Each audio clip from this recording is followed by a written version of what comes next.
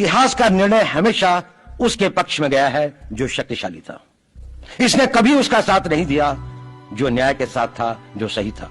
अगर ऐसा होता तो दिल्ली में बाबर रोड होती है, बाबर रोड है लेकिन राणा सांगा रोड नहीं है, क्योंकि बाबर आया, विजयी हुआ, राणा सांगा हार गया।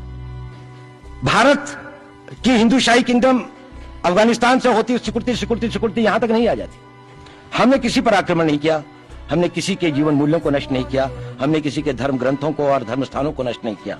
शायद हम न्याय संगत थे, शायद सत्य भी हमारे पक्ष में था, लेकिन शक्ति हमारे साथ नहीं थी। इसलिए इतिहास ने हमें उसकी सजा दी। इतिहास ने हमेशा उनको सजा दी जिन्होंने विचारों को कर्म से और न्याय को शक्ति से अधिक महत्व दिया।